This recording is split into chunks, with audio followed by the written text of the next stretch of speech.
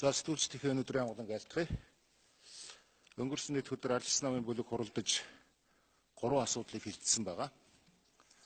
Нэгдүгээрт Монгол Улсын засаг сургаа нутаг дэвсгэрийн нэгж түүний удирдлагын тухай хуульд нэмэлт өөрчлөлт оруулах тухай хуулийн төслийн асуудлаар арчилсан нам чуулган дээр завсарлага авсан энэ тухай асуудлыг хилцсэн.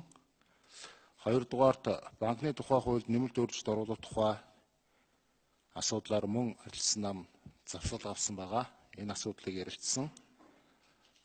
Гуравдугаарт Бацандан нарын 21 гишүүний санаачлагаар нийтийн сонсгол явуулах тухай асуудлаар их хурлын гишүүн бүлгийн дэд дарга Бацандангийн мэдээллийг сонссон. Энэ 3 асуудлыг ярилцсан. За энэ асуудалтай холбогдуулаад манай энэ асуудлыг хариуцж байгаа гишүүд өнөөдөр та бүхэнд энэ асуудлаар тайлбар гаргаж хэлнэ. Би өнөөдөр ерөнхий гол зарчмуудыг та бүхэнд бас хэлчихье гэж бодож байна. Монгол Улсын засаг сургааны нэгж түүний удирдлагын тухай хуульд арчилсан нам завсарлага авахдаа дараах үндслийг гол олгож авсан байгаа.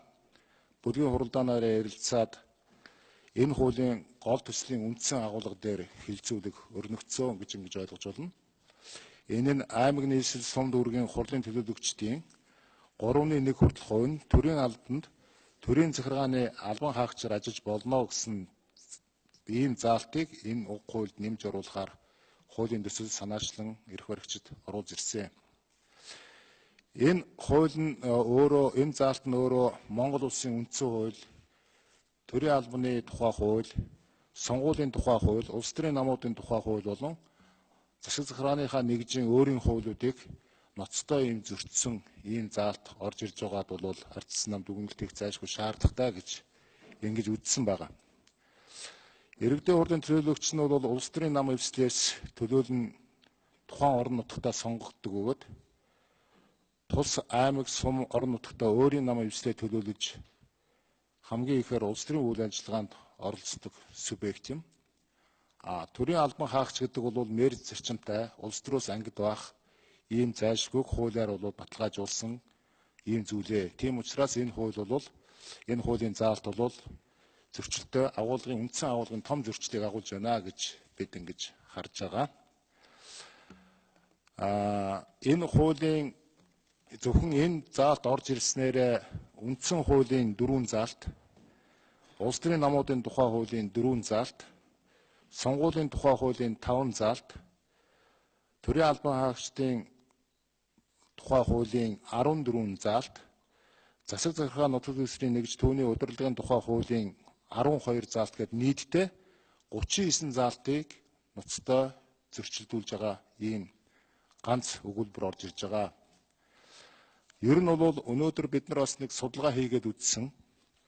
Өнөөдөр бол яг өнөөдрийн мөрдөгдөж байгаа хуулиар нийтдээ 7000 хэдэн зуун хүн ажиллаж байна гэлээ энэ дээр чинь гаргасан байсан чинь.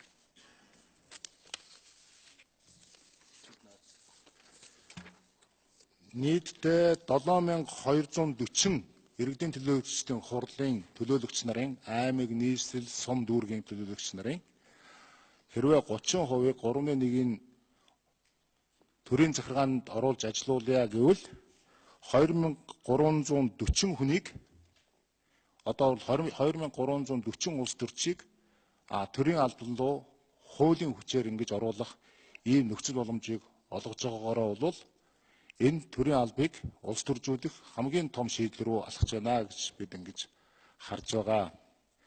Бидний хийсэн судалгаагаар өнөөдрийн байдлаар зөвхөн аймаг нийслэлийн хэмжээнд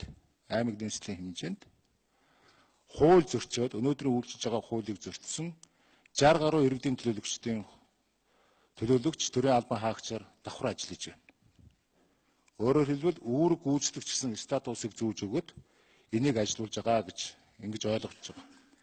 Тэгэхээр энэ 60 өнөөдрийн ажиллаж байгаа хууль зөрчсөн 60 төлөөлөгчийг легитимээс болгохын төлөө өөрөөр хэлбэл хуульд нийцүүлэн зөвхөн 60 хүнд үйлчилсэн хуулийг санаачилж оруулж ирж байна гэдэг бол хариуцлагагүй үйлээ гэж арчилсан нам үзэж байгаамаа.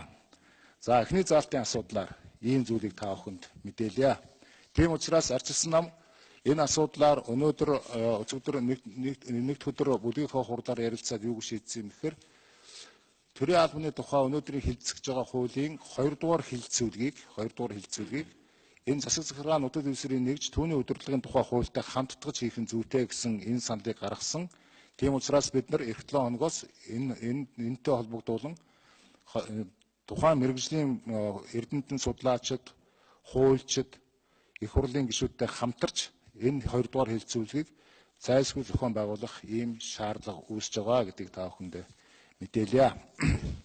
За 2 дахь асуудлаар Монголын банк санхүүгийн асуудал бол нэлээд сүүлийн үед хөндөгдөж байгаа. За энэ ч гэсэн зайлшгүй бидэнд бол хэлцэх, ярилцах шаардлагатай гэдэгтээ бол санал нэгдэж байгаа. Монгол банкны тухай хуулийг оруулж ирснээрээ яарчилж оруулж ирснээрээ ямархуу энэ хуулийн дээр ноцтой дутагдлууд байна вэ гэдгийг бид нар улсын их хурлын чуулган дээр тодорхой байр суурьаар илэрхийлсэн. Банкны тухай хуулийн дээр зээлийн хүүгийн дээд хязгаарлалтыг Монгол банк тогтооно гэсэн нь бол зах зээлийн зарчмаас үндсэндээ ухраад банкны бизнесийн үйл ажиллагаанд төрөөс хит оролцох гэсэн оролдлого байна гэж бид харж байгаа. Мөн энэ хуульд банкны тухай хуульд тодорхойгүй нэр томьёорнууд бол маш олноор орж ирсэн. Бидний тавьсан шаардлага юу гэхээр энэ хууль чинь өөрөө банкны тухай хуульд нэмэлт өөрчлөлт оруулах тухай асуудал биш байна. Нийт хуулийн 5 гаруй хувьд нь өөрчлөлт орж байгаа бол энэ бол банкны тухай хуулийн шинжилсэн найруулга юм а гэж нэгдүгürt үзэж байгаа. Хоёрдугаарт ер нь энэ банк санхүүгийн системүүдийн эрх зүйн орчныг зайлшгүй шинжлэх шаардлагатай гэж үзэж байгаа бол олон улсын валютын сангийн энэ шинжээчдийн дүнэлтийг эцсийн байдлаар харж Монголын нийт 13 банкнд хийсэн энэ шалгалтын үр дүнг сонссны дараа Монголын банк санхүүгийн системд ямар гажуудал байна, ямар хэрэг сөрөг үр дагавар байна гэдэг мэдээллийг авсны үндсэн дээр энэ банк санхүүгийнтэй холбоотой эрх зүйн шинжилгээг багцд нь хийх нь зүйтэй гэж ингэж үзэж байгаа. Өнөөдрийн байдлаар улсын их хурл дээр хэлэлцэгдэж байгаа 2 хууль байна. Нэгдүгээрт нь хөрөнгө оруулалтын банкны тухай хууль, хоёрдугаарт нь банкны тухай хууль, сая засгийн газраас төв банкны тухай хуулийг өргөн барьсан байна. Ингээ 3 хууль. Тэгэхээр бидний санал юу вэ гэхээр төв банкны тухай хуулийг хэлц хэсгийн шийдэх нь зүйтэй юм байна. Ингээд 3 хуулиа хэлц хэсгийн шийдчихэд нэгдсэн ажлын хэсэг байгуулад ерөөсөө Монголын банк санхүүгийн асуудлыг цогц байдлаар нь энэ 3 хуулийн хоорондын үйлчлэл процедур энэ агуулгыг нэг зөв хэмжээнд нь агуулгын хэмжээнд оруулж иж цаашаа явахгүй бол энэ доглон хуулийг тус тусад нь хилцэхэд Монголын банк санхүүгийн эрсдлийг бол өндөр болгож байна гэж бид бол үзэж байгаа учраас энэ асуудлаар бол байр суурь бол тодорхой илэрхийлээд явна гэж ингэж ойлгож байгаа. Бид завсарлага авахдаа бол мөн энэ банкнуудын бүх хуулиудыг хамтд нь хэлэлцээд Монголын төрийн мөнгөний бодлогыг бас хамтд нь хэлэлцээд эх 7 хоногоос бас мэргэжлийн судлаачид банкуруудын дунд мөн одоо харилцагчдын дунд нээлттэй өргөн хэлэлцүүлгийг зохион байгуулах нь зүйтэй гэж үзснээ бол та бүхэнд дуулгая. За 3 дахь асуудлаар бид нар ярилцаад Батсандан нарын 21 гишүүний санаачлагаар нийтийн сонсгол явуулах асуудлыг бүлгийн хэмжээгээр хэлэлцээд олонхийнхоо саналаар нийтийн сонсгол явуулах нь зүйтэй гэж ингэж үзсэн. За тэгээд энэ 2 3 дахь холбоотой асуудлуудаар манай холбогдох гишүүд дэлгэрэнгүй мэдээлэл өгнө. За юуны банк санхүүгийн асуудлаар Нарантья гишүүн мэдээлэл хийчих. Дараа нь нийтийн сонсголын асуудлаар Батсандан гишүүн мэдээлэл хийчих. За та бүгд энэ өдрийн амгалан айлтгая. Сая бүлгийн дарга хэлсэн банк санхүүгийн салбарыг сайжруулах өнөөдрийн тулгамдж байгаа үйл ажиллагаа зээлийн хүүг бууруулах энэ банкны үйлчлэгээ хүртээмжтэй болгох гэдэг энэ чиглэлээр банкны багц хуулийн төслийг оруулж ирж эрх зүйн орчныг сайжруулъя гэдэг шаардлага байгаа юу гэдгийг бол гэвэл байгаа. Гэхдээ бид нар энэ дээр бас хэд хэдэн зүйлийг анхаарах хэрэгтэй байна. Банкны хууль тогтоомжийг төв банкны хууль, банкны тухай хууль, хөрөнгө оруулалтын банкны тухай хууль гэх 3 том хууль бие даасан хуулийн төсөл бол яригдж байгаа. За төв банкны хуулийн төслийг бол өнөөдөр эдийн засгийн банкын хороо хэлцэхээр шийдэж байгаа. Энэ дээр бол төв банкны бие даасан байдал, хараат бус байдлыг сайжруулах гэдэг энэ чиглэл дээр бол бас нэлээ зорилтын тодорхойлсон томилгоог нь эргэж харсан удирдах зөвлөлийнх нь бүрэлдэхүүнд орох хүмүүсийн шалгуурыг тавих гээд бас орчин үеийн шаардлагад нийцүүлсэн зүйлүүд байгаа. Тэгээ энийг цааш нь бас нэлээд сайн үзэж харах дүгнэлт хийх хэрэгтэй байгаа. За банкны тухай хуулийн дээр бол сая бүлгийн дарга хэлсэн 3 зүйл дээр бол бид маш их анхааралтай байхгүй бол өнөөдөр одоо нуухын авах гээд нүдийн сохлоногчээр өнөөдрийн болж байгаа эдийн засагт өөрийн үүрэг оройлоо гүйцэтгэж явж байгаа банкныхаа салбарыг бас доголдуулаад харилцагчид хөрөнгө оруулагчдын итгэлийг алдах тийм нөхцөл байдал руу төлөвшөх вэ гэдэг болгоомжтой байгаа. За нэгдүгээрт саяны хэлдэг банкны зээлийн үгийн дээд хязгаарыг тогтоох тухай заалт банкны тухай хуулийн 11 дээр банк эрх үүргийн хуулийн этгээдийн мөнгөн хадгаламж төлбөр тооцоо банкны зээлийн үйл ажиллагааны тухай хуульд бас нэмэлт байдлаар ингэж орж ирсэн байна. Энэ бол үүндээ яг өнөөдрийн цаг хугацаанд бол энэ хуулийг заавал оруулах бол шаардлага, ийм зохицуулт бол манайд байхгүй гэж харж байгаа. Яг гэвэл сая өнгөрсөн 7 хоногт Монгол төрийн одоо мөнгөний бодлогын үндсэн чиглэлийг баталсан. Тэр чиглэл дотор зээлийн хүүг бууруулах цогц арга хэмжээнүүдийг агуулсан стратегийг Монгол банкын жил боловсруулж батлуулж хэрэгжүүлээгээд нэг гараараа их хурл Монгол банкнд үүрэг өгсөн байгаа. Тэр олон хүчин зүйлээс хамаарч одоо өндөр байгаа энэ зээлийн хүүг бууруулах цогц арга хэмжээг аваад эцсийн үр дүнгийг харж иж дараагийн захиргааны арга хэмжээр орох уу байх уу гэдэг асуудлыг шийдэхээс биш тэрийгэ хийж эхлэегүй байж ээж механикаар одоо бүх банкуудын зээл олгож байгаа бүх этгээдүүдийн зээлийн хүний дээд хязгаарыг ингээд тавихаар яригдаж орж ирж байгаа. Ялангуяа банкны зээлийн хувьд банкны хадгаламж өнөөдөр ямар хүүтэй байгаа. Хадгаламж дээр банкуудын эрсдлийн бөгөөд үйл ажиллагааны зардал нэмэгдээд банкн дээр хэдийн хэмжээний марж одоо банкны ашиг болж ирж байгаа юм бэ гэдэг бол харьцангуй өөр байгаа. Том банкуудын хувьд энэ маш бага бай, жижиг банкуудын хувьд бол том байгаа. Тэгэхээр энийг эдийн засгийн зах зээлийн нөгөө арга механизмыг ажилуулахгүйгээр шууд ингэж хийж байгаа нь бол буруу. Маш олон механизмуудыг Монгол банк ашиглахгүй байгаа.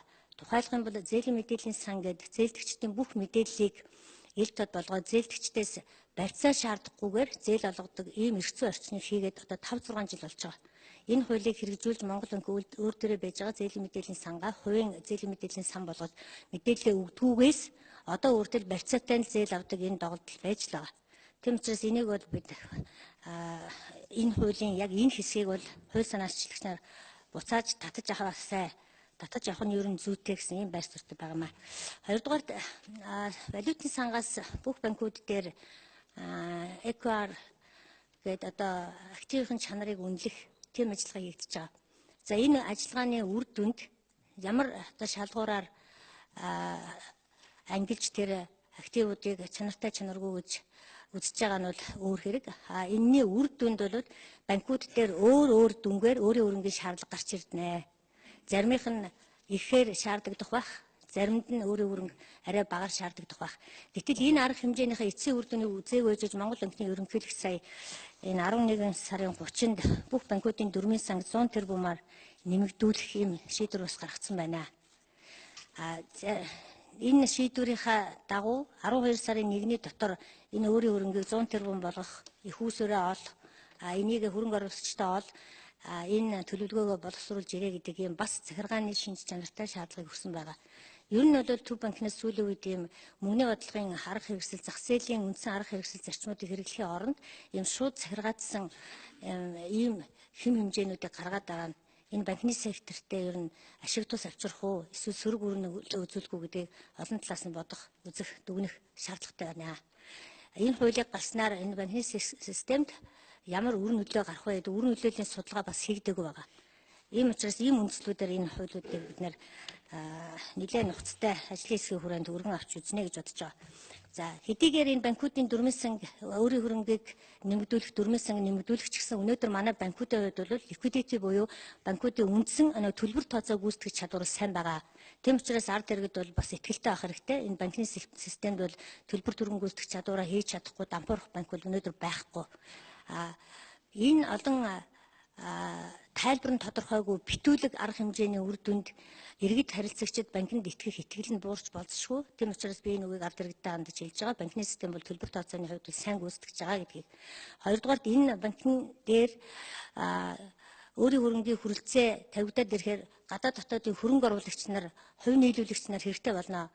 Хэрвээ банкны салбараа бид өнөөдөр ийм чанаргүй зээлтэй барьцаа өргөн хангалтгүй ийм сулган байна гэдэг юмыг нийтэд зарлах юм бол энэ салбарт хэн одоо хөрөнгө авчирч, хэн итгэж хамтарч ажиллах вэ гэдэг асуудал гарч ирнэ шүү.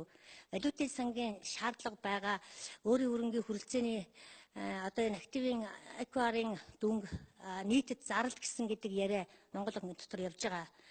Би эрхвч Монгол банкны ерөнхийлөгч мэргэжлийн хүний хувьд арай энэ өөрийн хөрөнгийн дутагдлын талаарх банкуудын байдлыг олон нийтэд эрт тод зарлахгүй байхаа гэж найдаж байна.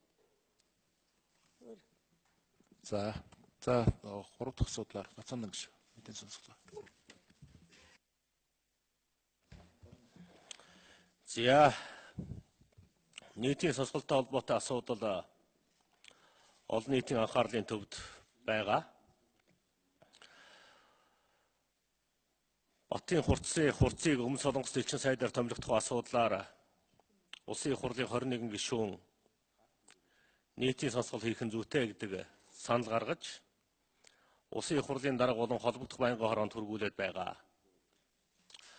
Батын хурцтай холбоотой олон өргөдөл гомдол Улсын их хурл дээр байгаа учраас нийтийн сонсголоор оруулж өргөдөл гомдол гаргагчдын үгийг сонсох ёстой.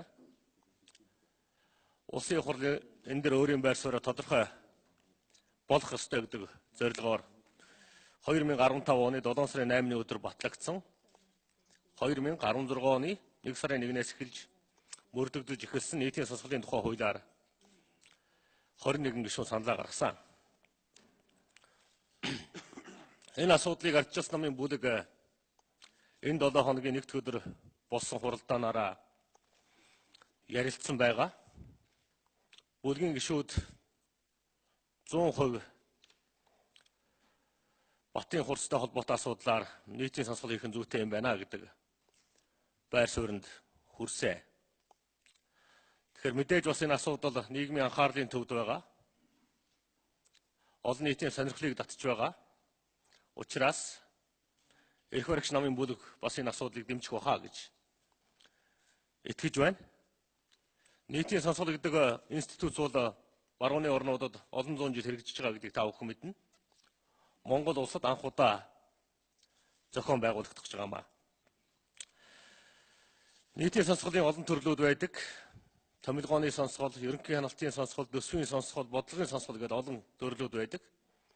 Миний хувьд бол томилгооны сонсголыг хийя гэдэг саналыг гаргасан ардчилсан намын бүлгийн гишүүд дэмцэн гэдгийг та бүхэндээ дуулгахыг хүсэж байна.